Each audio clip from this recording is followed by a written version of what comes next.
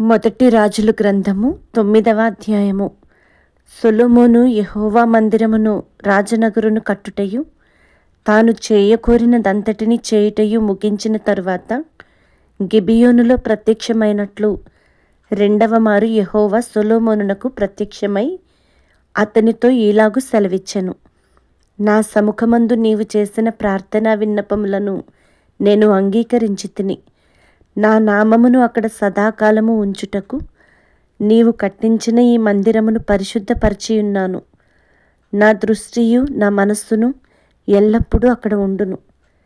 నీ తండ్రి అయిన దావీదు నడిచినట్లు నీవును యథార్థ హృదయుడవై నీతిని బట్టి నడుచుకొని నేను నీకు సెలవిచ్చినదంతటి ప్రకారము చేసి నా కట్టడలను విధులను అనుసరించిన ఎడల నీ సంతతిలో ఒకడు ఇశ్రాయేలీయుల మీద సింహాసనాసీనుడై ఉండక మానడని నీ తండ్రి అయిన దావీదునకు నేను సెలవిచ్చి ఉన్నట్లు ఇశ్రాయేలీయుల మీద నీ సింహాసనమును చిరకాలము వరకు స్థిరపరచుదును.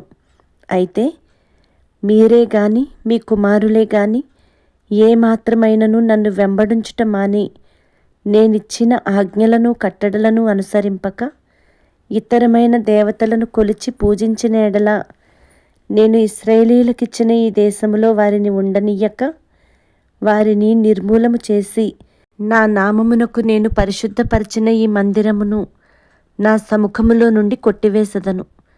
ఇశ్రాయేలీయులు సర్వజనములలో చెదరిపోయి సామెతగాను హేళనగాను చేయబడుదురు. ఈ మందిర మార్గమున వచ్చువారందరూ దాని చూచి ఆశ్చర్యపడి ఇసీ అని యెహోవా ఈ దేశమునకును ఈ మందిరమునకును ఇలాగున ఎందుకు చేసినని అడుగగా జనులిట్లందరూ ఐగుప్తు దేశములో నుండి తమ పితరులను రప్పించిన తమ దేవుడైన యెహోవాను వారు విడిచి ఇతర దేవతలను ఆధారము చేసుకొని కొలిచి పూజించుచు వచ్చిరి గనుక యెహోవా ఈ కీడంతయు వారి మీదికి రప్పించి ఉన్నాడు. సొలొమోను యెహోవా మందిరమును రాజనగరును ఈ రెండింటినీ 20 సంవత్సరములలోగా కట్టించెను.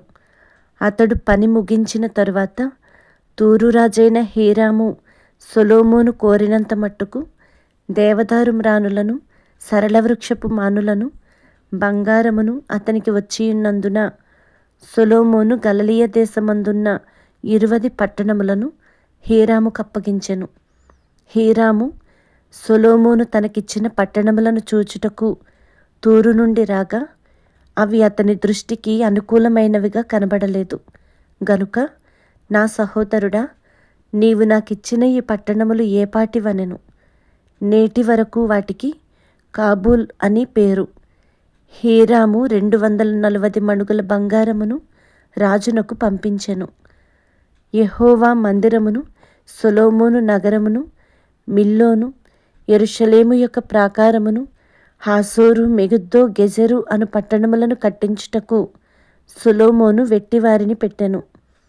ఐగుప్తు రాజైన ఫరో గెజెరు మీదికి వచ్చి దాని పట్టుకొని అగ్నిచేత కాల్చి ఆ పట్టణమందున్న కనానీయులను హతము చేసి దానిని తన కుమార్తె అయిన సొలొమోను భార్యకు కట్నముగా ఇచ్చెను.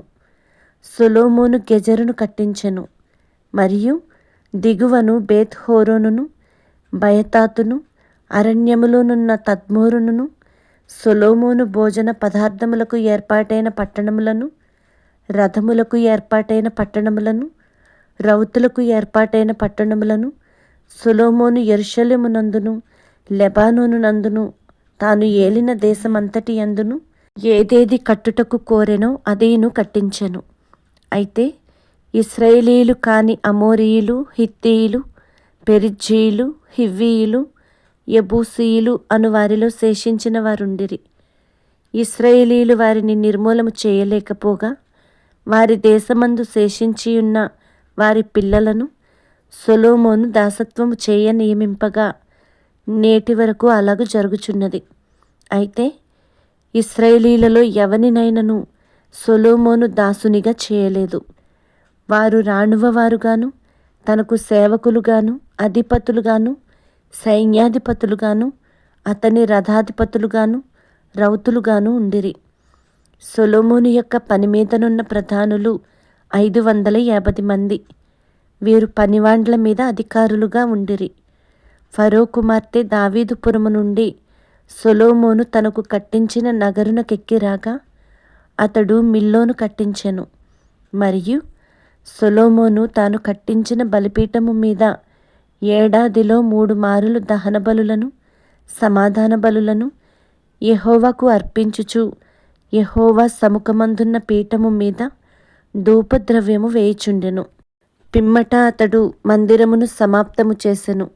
మరియు రాజైన సొలొమోను ఎదోము దేశము ఎర్ర సముద్ర తీరమందున్న ఏలతు దగ్గర యెసోన్ గెబెరునందు ఓడలను కట్టించెను. సొలొమోను సేవకులతో కూడా హీరాము సముద్ర ప్రయాణము చేయనెరిగిన ఓడవారైన తన దాసులను ఓడల మీద పంపెను. వారు ఓఫీరను స్థలమునకు పోయి అచ్చట నుండి 840 మణుగుల బంగారమును రాజైన సొలొమోను నొద్దకు తీసుకొని వచ్చిరి.